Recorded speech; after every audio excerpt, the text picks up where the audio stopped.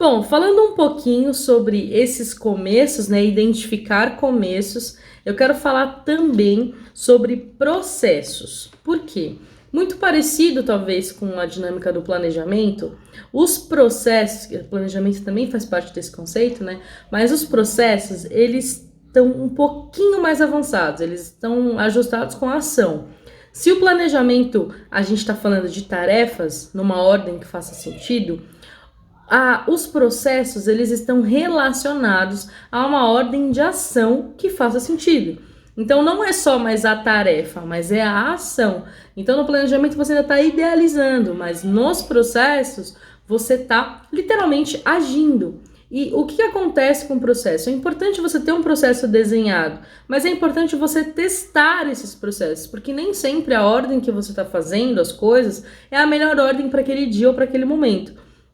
Então, o planejamento ele é muito aberto, mas falando de processo, eles precisam ser cada vez mais estratégicos. Por quê? Os processos têm que ser estratégicos. Porque senão você vai desperdiçar tempo, ação ou dinheiro, ou enfim, seja o que for, né, de acordo com aquilo que você está considerando, seja a tua empresa, ou seja uma atividade que você determinou fazer, enfim.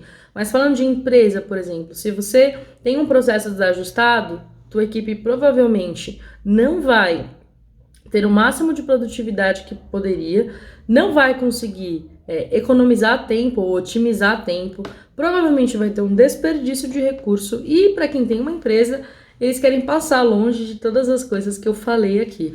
Então é importantíssimo você desenhar processos, mas você também entender a ordem das ações e como elas fazem sentido e, se necessário, ajustar essas ações para que o processo seja cada vez mais personalizado, tá? Mais do que estratégico. Eu acredito que cada atividade que a gente realiza tem um processo personalizado, mas ele não é claro logo assim de primeiro momento. A gente precisa investir um tempo, uma ação, né, ações, né, porque não é uma única vez que isso acontece, até que esses processos estejam desenhados para a sua realidade. E se o momento mudar, provavelmente seus processos vão mudar. Mas é importante você ter sempre uma referência de quais seriam os processos ideais para que você avance em qualquer coisa que você for fazer. Seja do arroz, que eu dei de exemplo, que você vai cozinhar, até uma gestão de uma empresa. Porque princípios como esses, eles são simples, mas eles são aplicáveis em qualquer ambiente. Eu acho que esse é o grande segredo de princípios, né? Como esse, de clareza.